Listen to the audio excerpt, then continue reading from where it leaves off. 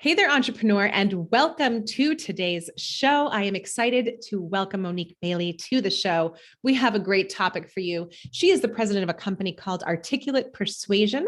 She's also a communications consultant to rapidly growing organizations, as well as the author of Turbulence, Leadership's Unsexy Solution to Streamline Rapid Growth. See, why I wanted to talk to Monique is because she lives at the intersection of leadership and language, which is extremely important right now.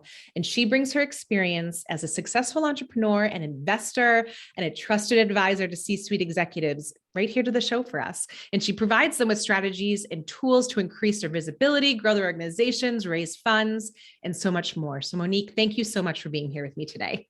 Thank you so much for having me. It's always so much nicer to hear somebody else say things about you. It sounds so impressive. Thank you.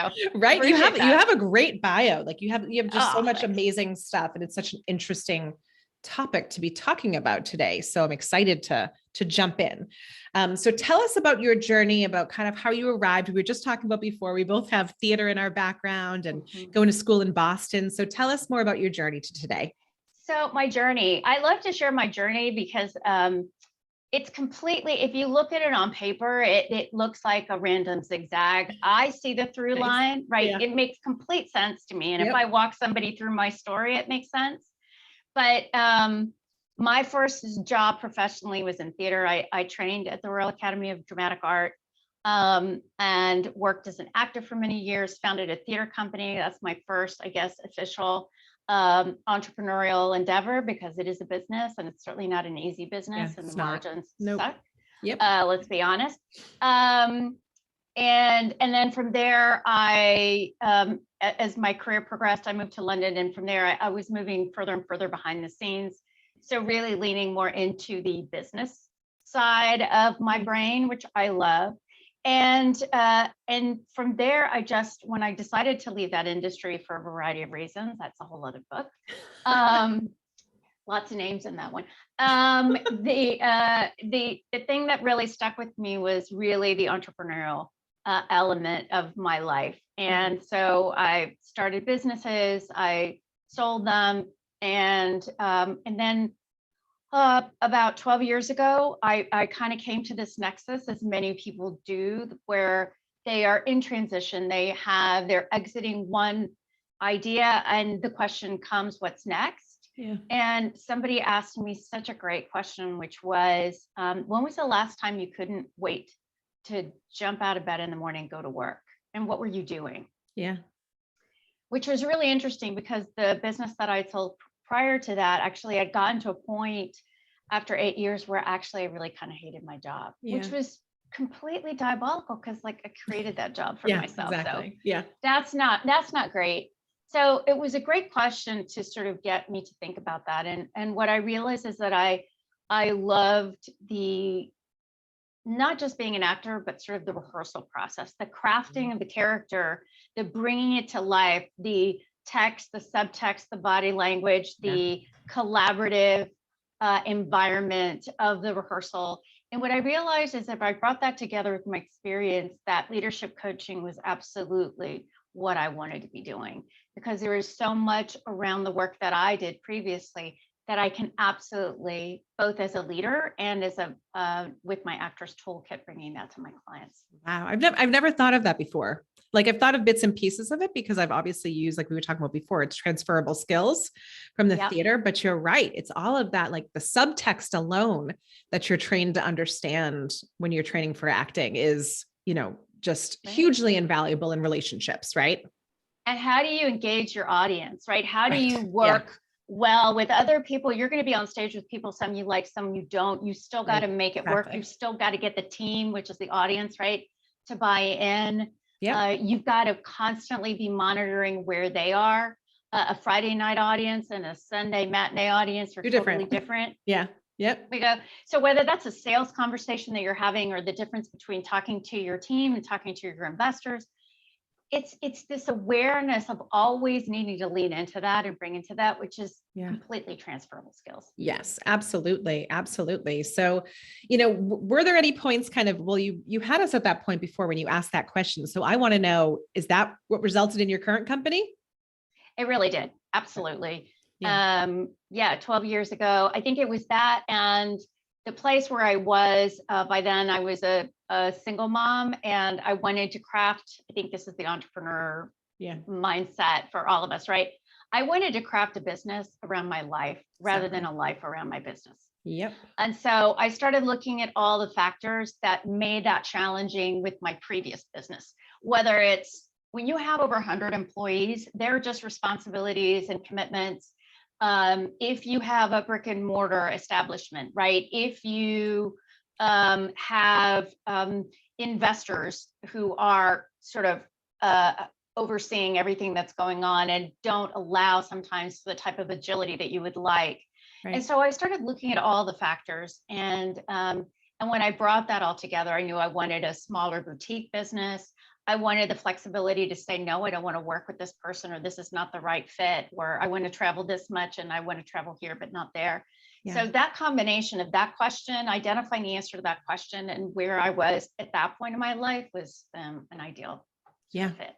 Yeah, and you're so right on. I mean, but again, going back to the theater thing, it's like crafting a show from the top to the bottom, right? Yeah. Like you're rearranging the pieces, and I love how you said like crafting my business around, or crafting my life around my business, right? Because that is the entrepreneurial dream in itself, right? Yeah. So let's jump over to the book, because I think it's just such a wonderful topic.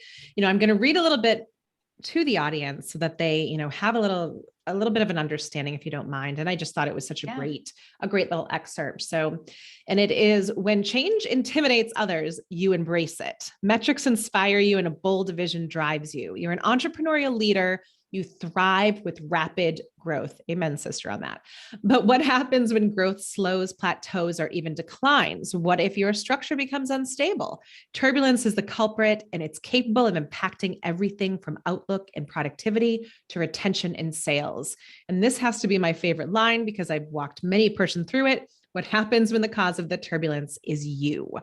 So number one, bravo, great topic. But can you define for our audience actually what turbulence means as it relates to business? Absolutely. Yeah. The idea of turbulence, people often think of it as some sort of outside factor, right? We've just lived through 2 years of tremendous turbulence, whether it be the fact that we've shut down, or what's happened to the economy, or inflation, or supply chain. And that's not the kind of turbulence I'm talking about. I'm talking about the stuff that happens inside the organization, and oftentimes really just goes unseen. It's a term that I use with my clients all the time. The idea, well, does that create any turbulence for you? Right. Or does that create turbulence for the team? That's something that's really, it's not seen. You don't see it coming. You may not even feel it at first, but it does create just a sense of discomfort, sometimes complete shaking. Sometimes it's felt in one part of the organization, but but still impacts the whole organization. It can make the wheels fall off if you're not paying attention. And my approach to this is from the leadership development point of view is, what are the things that we as a leader can become aware of, and skills we can develop, and things that we can do to either avert this kind of turbulence or mitigate it when it happens. Because there are a million things we will not have control over. So let's just talk about the stuff that we can have something, to do with. And so I really look at this largely from the point of view of the challenges around communication, miscommunication, lack of communication.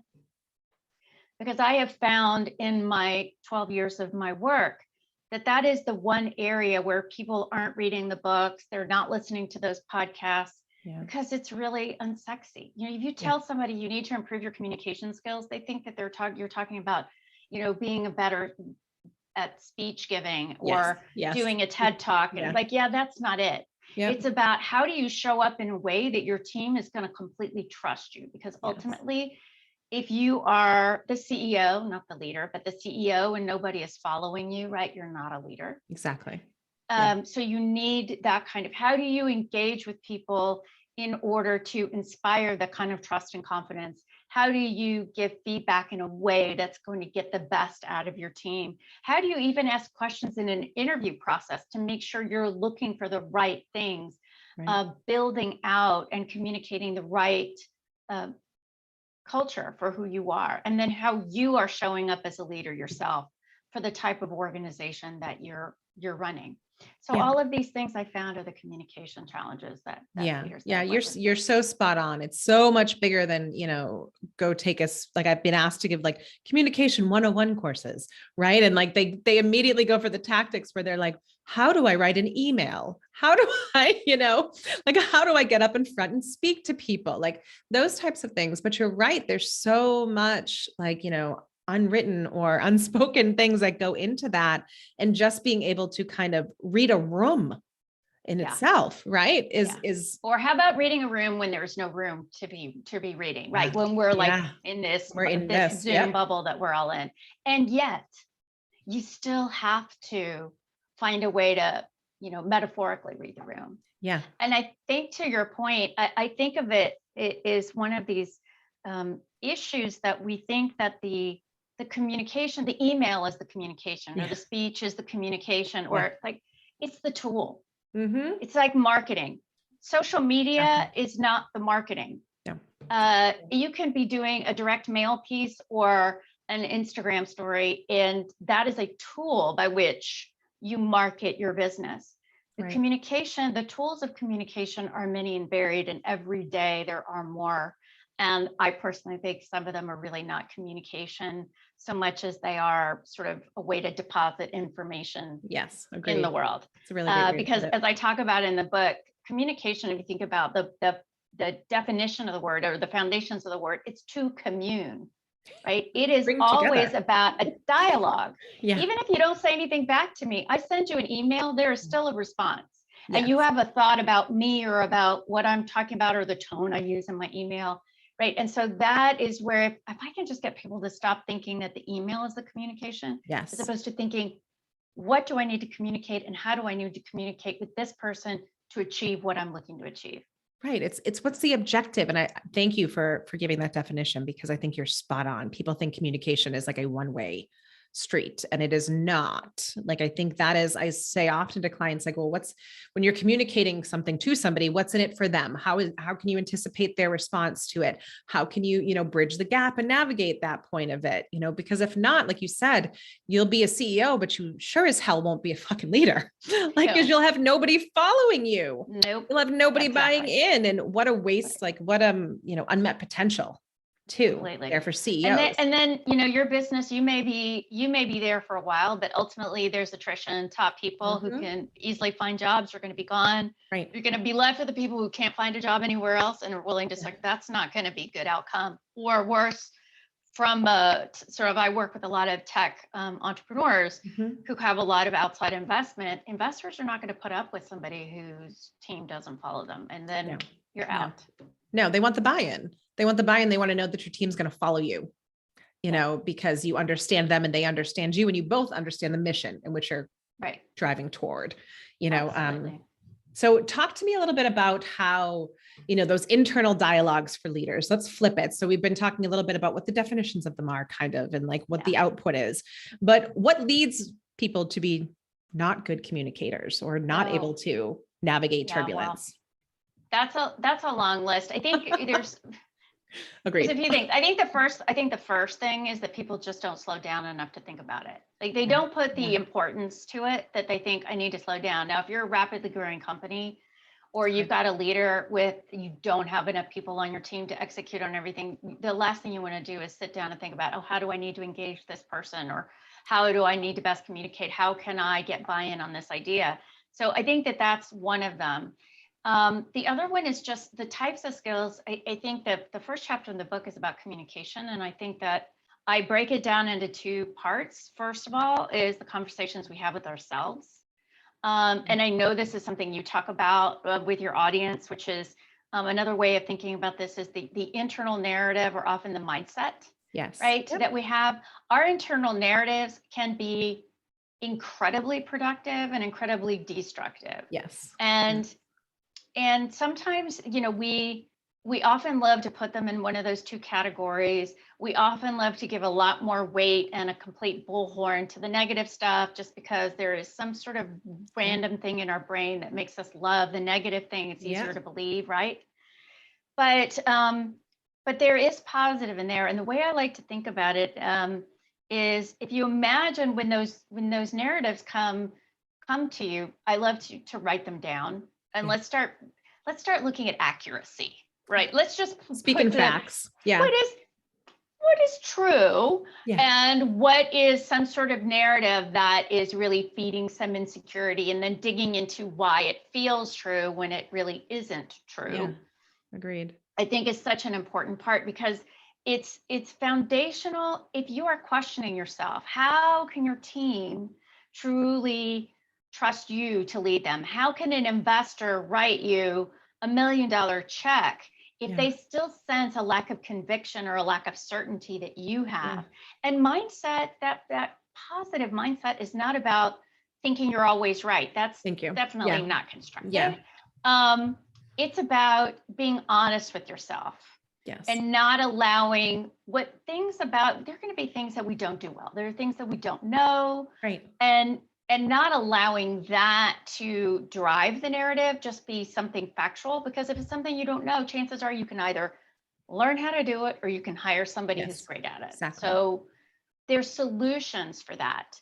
But if we just let that overwhelm, it will slow everything down. Yeah. Yeah. I mean, it just reminds me of, Brene Brown calls it like the SFD, shitty first draft, right?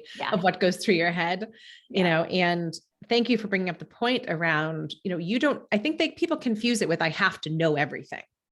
Right. Like I have to know and be confident about everything. And that's not necessarily what you're saying, correct? You're saying, like you just said, you can hire, you can ask, you can find it out, but you have to have the difference between the confidence is that conviction, like you're saying, right? Absolutely. And especially if you think about, if you're an entrepreneur, or what I like to refer to as an entrepreneurial leader. And the way I just redefine that is because much like when you're an actor, you are an actor, whether you're currently working in a gig or not. That's exactly. It's what you are, right? It's because you can't do anything other than that. When you're an entrepreneur, it is not a title. It's not a job. It's not like you graduate from college, say, I want to be an entrepreneur. Right. I believe that's what you are. And I think there are people who are entrepreneurial who work in large organizations and are able to leverage that. The way I think of it is there are people who are looking to problem solve. They are a little more risk tolerant. They're really collaborative and wanting to figure out a solution. So if you start thinking about all of those things, that means they're solving problems that nobody solved. They're doing stuff that other people haven't done. They're building something from scratch. Well, if that's the situation you're in, of course, there's going to be stuff you don't know. Yeah, exactly. Because you're solving for it. You're solving for it.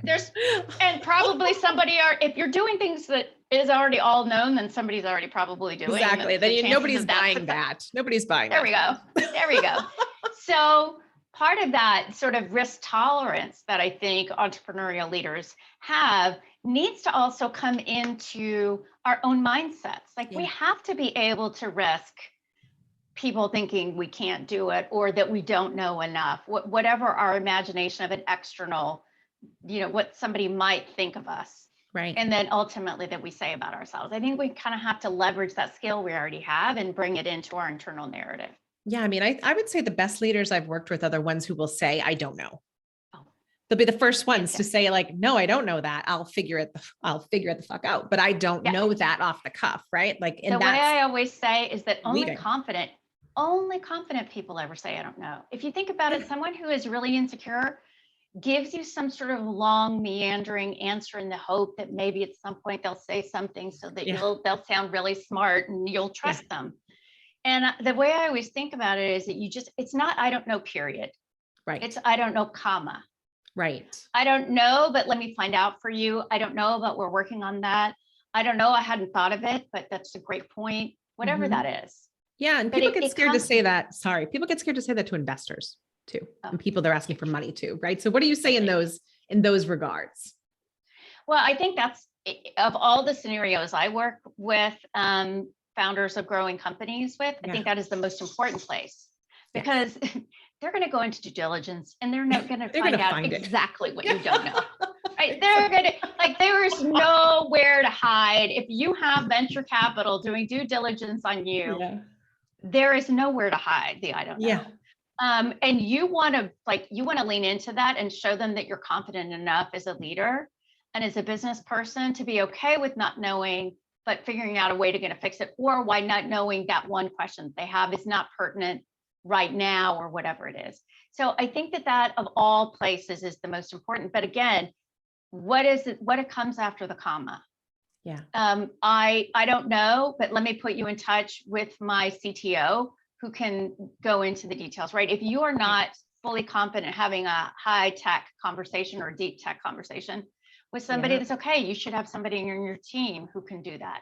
If it's a finance conversation, there's somebody on your team you can bring into that, right? Because it is not about you needing to know everything, but you won't need to be capable enough as a leader to bring together an amazing team to execute on that particular idea. Yes. And I think that's where, especially some of our solopreneurs or our smaller businesses, they think that because they had to be a jack of all trades, and you do in the beginning on a lot of levels, that's the way that you're supposed to stay. Right.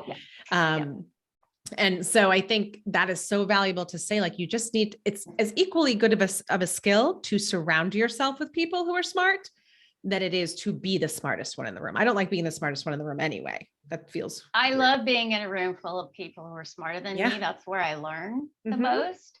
As long as you're curious and you don't allow yourself to feel intimidated, right? There's nothing, because chances are actually, and this is the thing that we forget about, is that we are experts in things. I'm an expert in things that other people are not expert in. Right. And that doesn't make me, if I walk into a room, people who are expert in deep tech, that doesn't make me less intelligent. That makes me less expert in that. But many of those engineers are less expert at the communication part. So they are. Good thing we met, right? Yeah. And I think that's the balance. Of that. And looking at where, like, to your point, where things can complement one another.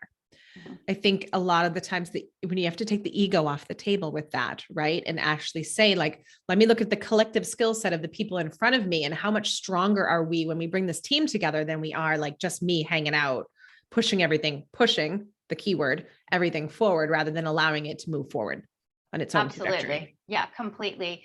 And to your point about the solopreneur or the small entrepreneur, that's a whole other beast, right? Because we don't, and that's the kind of boutique business I have. I don't have a big team. Right. I am very specific and I've been very thoughtful about answering for myself. What do I know? What do I not know? And of the things I don't know, what do I want to learn? Yes. Yep. And I'll learn the things I'm willing to learn. But I do not, for example, I don't want to become a social media expert. There are plenty of people out there who are great at that. So it's about, how do I build the right team for the type of business that I have? And you either hire or outsource for those things, because leadership, no matter what size your organization is a very lonely place to be. If you don't have a great team, it's almost impossible. You're eventually going to get completely swamped and overwhelmed. Yeah. And I mean, even if you have a great team, it's lonely, right? I imagine you run into that with a lot of your tech. I hear that all the time. It's lonely at the top kind of things. And I have people that are like, but you're at the top. You should engage with your employees more then. And I'm like, but it's not about that. It's about the level of decision-making you're making. It's about the buck stops with you. It's about so much more. Can you give me your opinion on that? Yeah, absolutely. And they do need to be talking more with the employees, but not about, a lot of decision-making is about, getting input from your teams and weighing that. But at the end of the day, the decision is yours. But what happens when you don't have somewhere to think things through, to just voice the concerns or the doubts that you have, because we all have them. Yes. You can't voice your doubts to your board of directors either. No. So that's why, I really encourage clients to have a personal board of directors. That's what a coach can do for you. Yes, exactly. Versus a mentor, right? Even your mentors, you don't necessarily want to let them into all the narratives, which may not be super constructive, but you do need to have a place to verbalize them, to think through them, to work through them, and people to support you into assessing what's a truth and what's just a narrative that you've created for yourself. And I think that's powerful. Yeah, I agree, because I think often there's this notion of, well, you've gotten to the top, so therefore you don't need the support anymore, right? Like you're at the top of the pyramid. So like either your company is supporting you from the bottom up or whatever, notions it may be. But I love the fact, because I believe in the same thing of like, get a coach, get somebody who is just your sounding board, personal board. That's a beautiful idea. As a leader to have, because you also can get mired in all of the detail. Like you said to me earlier, you're at the front of the plane flying it and turbulence is happening behind you and you have no idea. No idea. And even if you turn around and look, you're at the front. What can you do? What are you going to do? You're going to get, if you don't have a team, are you going to get out of the cockpit and take a walk back to, row 23 and just see what's going on? I don't think anybody's going to feel any more confident about that. So yeah, and even if you do have a big organization, right? When there is challenge, when there are things that are in front of you, that you have to face, right? You can't, I think of it, the term I use is you don't want to scare the kids. Exactly. I had a business with over, at that point, we had about 50 employees when, 9/11 hit, and all of a sudden, all business was a real question mark. I mean, there was a 2-week period where nobody knew. It was sort of, everybody was frozen. Yep. And you can't have that conversation with your staff. They're thinking, how am I going to pay my mortgage? What am I going to do about the kids? Yeah. What's going to happen? And so you are then in the position to think, my job is to sustain this business so that everybody on my team can feel like there's a safe place for them to live their lives. Yes. That their livelihood is going to be okay. That's my gig. I can't have that conversation with them. No. And people confuse that with transparency, right? I feel like I hear that all the time, where it's like, well, you have to be transparent. Yes and no. Right? Like there's, to your point, like but then again, I hear also like, well, you can't tell me what I need to be worried about. They need to tell me and be transparent and let me choose what I'm to freak out about. But, what's your 2 cents? I don't know. Yeah. I mean, I think that yes, I think, again, because I think I grew up, you mentioned earlier that I'm at the intersection of leadership and language. And I think language is so important. Yes. And so if you really think about the definitions of words, the way I really like to think about how, not only how are they defined, but how do we as a society really digest them? What do they really mean? Yes. They all have sort of an impact on us. Yeah. And this idea of transparency is somewhere along the line means everybody should know everything at all times. I think that is unspeakably exhausting and fear-provoking, because just because you know something, it doesn't mean there are so many things that go on behind every decision or behind every reality that if you are constantly in the facts all the time, there's no way you can really assess that information in a constructive way. I understand the idea of transparency in terms of being able to talk to your boss when there are challenges in the organization. There are companies, or there are leaders who don't ever want to hear the bad news. Right.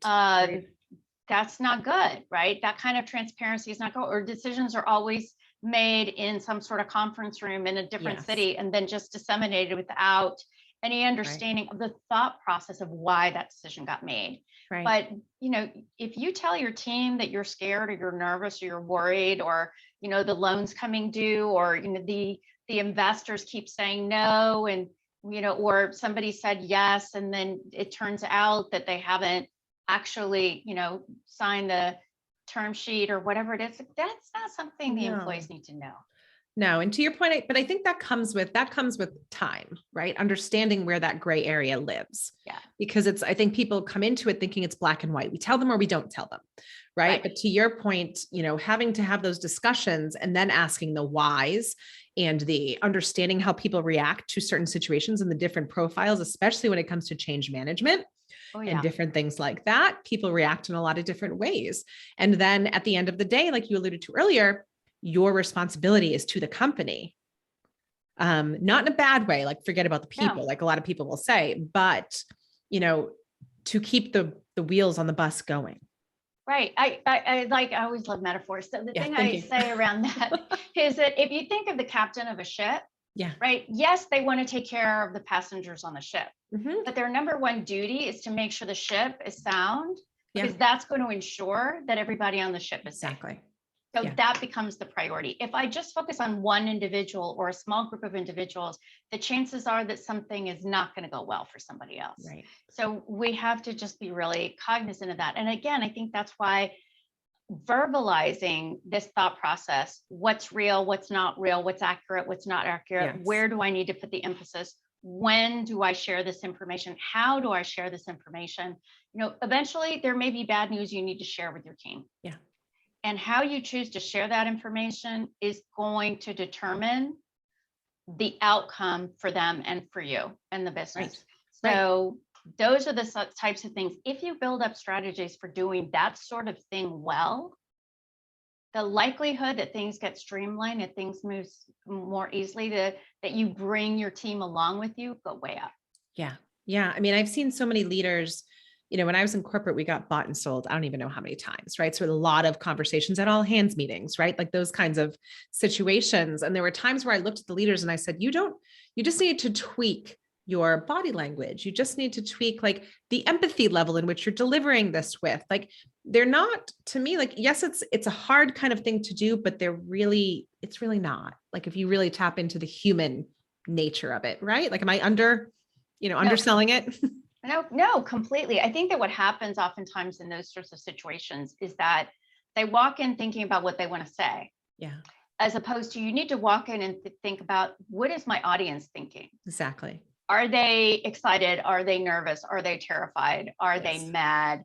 And you need to lean into that. You need to be fully focused on helping them see what you see, helping them come to the decision that you came to. Yeah. If you're just going to go in there and focus in on what you want to say, it's just, and that's a really big one. You were talking about the times you've been bought, right? How many times in an M&A situation or a merger and acquisition situation, where suddenly months before, random people keep stopping by and they're kind of wandering the halls, and you see them in the conference room, which has glass nowadays. Everybody sees what's going on. They're there. Everybody knows. Everybody knows something's up. And what happens to the human nature is that if we don't know what's going on, we are always going to assume it's something bad. If you do not communicate with your team, they are going to think that if you're not telling me, it's something I don't want to hear. So if that's what you want to communicate to your team or your employees, have at it.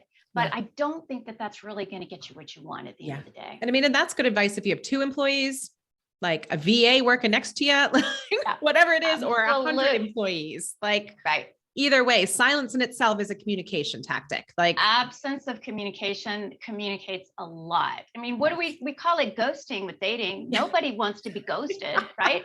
So does it communicate something like, I don't want to see you, right? Not that into you, as the saying goes.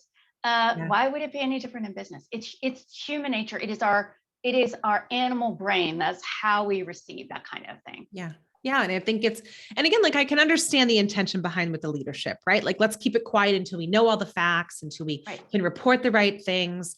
However, like you need to be at least tapped into your teams enough to understand the rumblings, right? Because there's always, to your point, that rumbling starts. And if you are so disconnected that you have nobody to tell you, hey, there's a rumbling, then that in itself is a whole other problem, correct?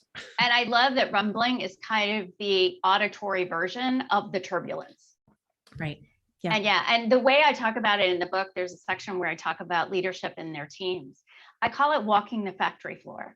So if you think the old school mentality that 100 years ago, you would have a big factory and the manager of the factory, they had their office right there. Yes. They were over the factory floor and they would go down the stairs and they would walk the floor on a regular basis. And you talk to everybody. I have a very good friend of mine who still has a factory, and he's the CEO of the company. He still has his office right there and walks the floor all the time. And he found out that some new filters that they had bought for the air conditioning was completely literally gumming up the works, and some of the machinery, it was not working. He found that out because like the guy who'd been working there for 25 years, who was still fairly junior because of the work that he did, was giving him that information. So what happens if you do go find out and you hear the rumblings, or you ask if there's rumblings? What's going on? How are you feeling? What are you thinking? Because you need that input, you need the data. Yeah. And you have to be confident enough to hear the response. I think that's again where that CEO versus leader comes in, right? Like a CEO or, just a boss. I hear it oftentimes, boss versus leader, right? Maybe doesn't want to hear their response because it challenges their beliefs or it challenges their view of whatever, may be there. But a true leader is going to be open enough to say thank you, to thank them, number one, because they're boots on the ground. And, I'm always a big proponent of knowing who the hell is working for you. Oh, well, there's There's an that. idea, right? And I love your idea that this idea between the difference between the boss and the leader. Yeah. And not only is it that they question, they don't want to get questioned or they're nervous about being questioned, it feels like more work for them. Like if I know, then I'll have more to do.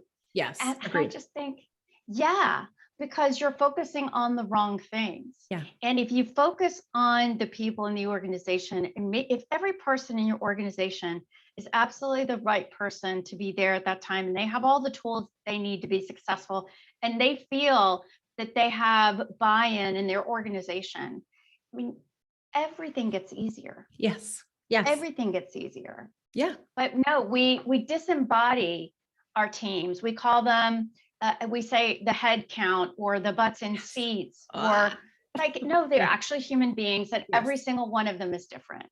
Yes. And whatever our quote unquote managing style may be, I always think that's a bit of a misnomer anyway, but it's not about how you lead people. It's how people need to be led. And that just takes a little time and intention.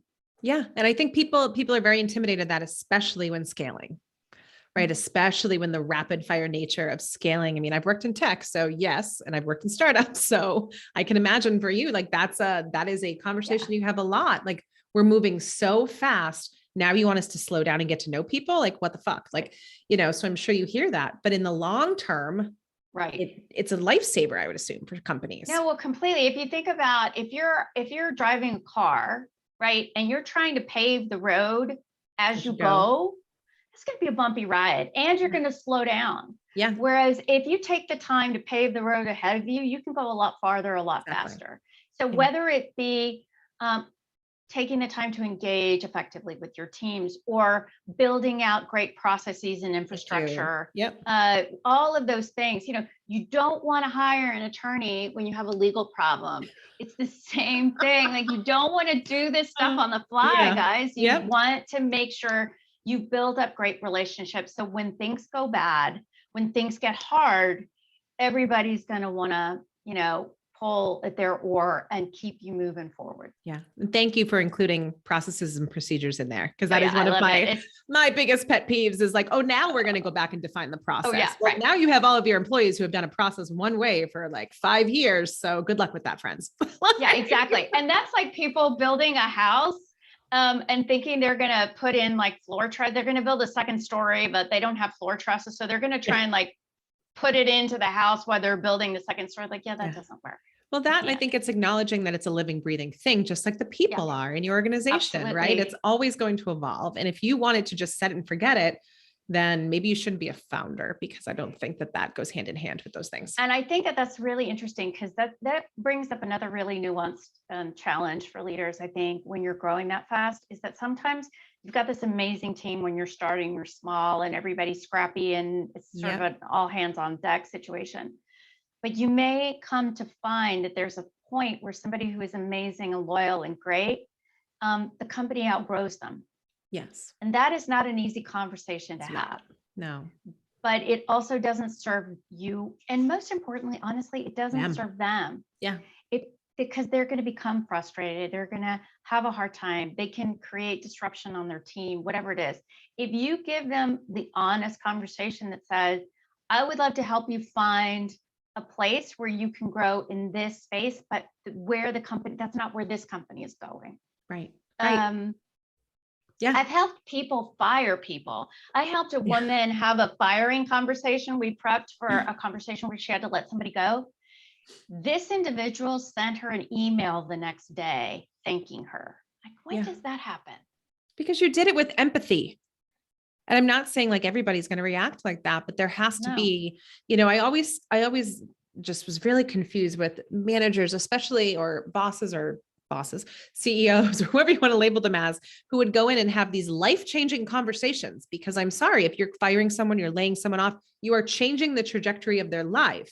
And I'm not being dramatic with that, because you literally are, so numbing out and not being present for that and not acknowledging the fact that that's what you're doing has always, it's a defense mechanism. I understand on that level, but it's always kind of struck me as like, just, I don't even know. There's probably some curse words in there for that, but like, because Absolutely. you detach and you forget there's a human.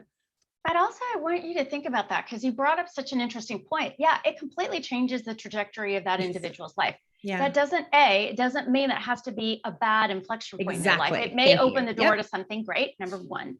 But number two, it can change the dynamic of your organization. If you do that poorly, and they are there for another 2 weeks, that can be so toxic to your company that even once they leave, that toxicity, the residue of that toxicity remains, and it affects the perception of you as a leader. Yeah. So if you walk into that meeting thinking, I have to give bad news, or this person may react poorly, or I don't want them to cry, or whatever that is, as opposed to saying, I want to sit down with them and figure out a solution for them to move forward with their career somewhere other than here. Yes. Yeah. What is that outcome like? Right. Not to get them the hell out kind of thing, or triage the problem because it's a person. Like, yes, it causes problems, but they are not a problem. I think that is a very, good distinction to make as well. And to your point, that stuff spreads like wildfire. Completely. I think like anyone who's ever managed a team with one toxic person, like that'll topple your entire department before you know it. One bad interaction with the leader.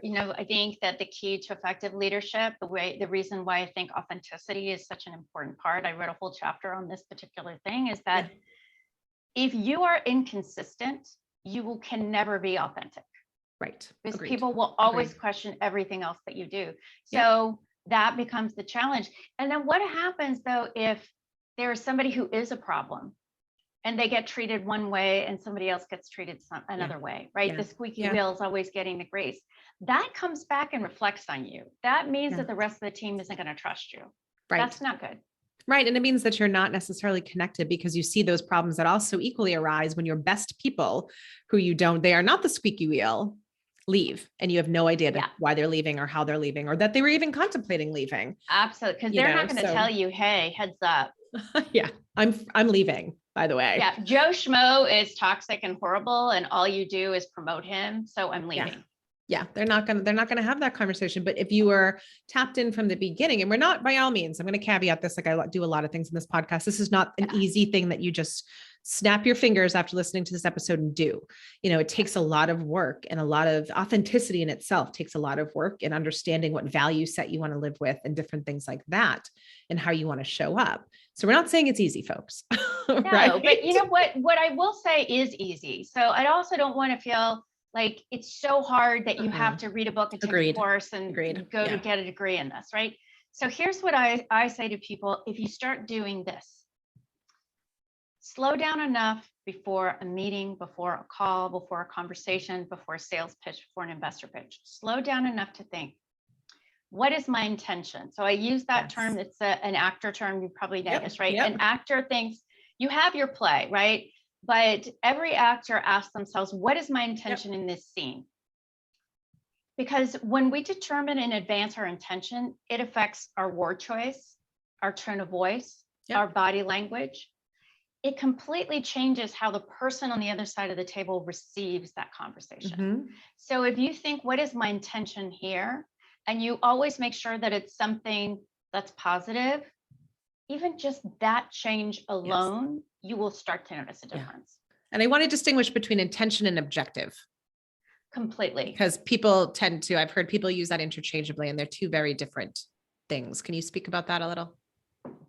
Yeah, when you have an objective, that's sort of a very tactical, this is, I need to let this person go.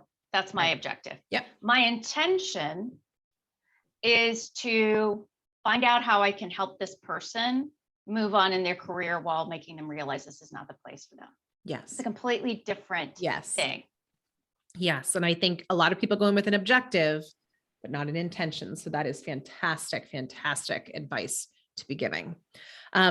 I could talk to you all day, like a lot of my guests, but especially you, Ren, like we're on the same wavelength.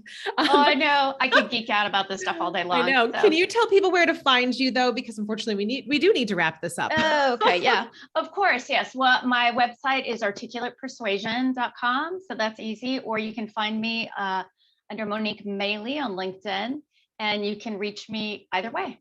Yeah, I love it. And thank you so much for just a boatload of wisdom here that you brought today. It was a pleasure having you on. It was really, really fun. I love having a podcast like this where someone can tell the interview is really interested in the subject and is passionate about it. So thank you very much. You're welcome.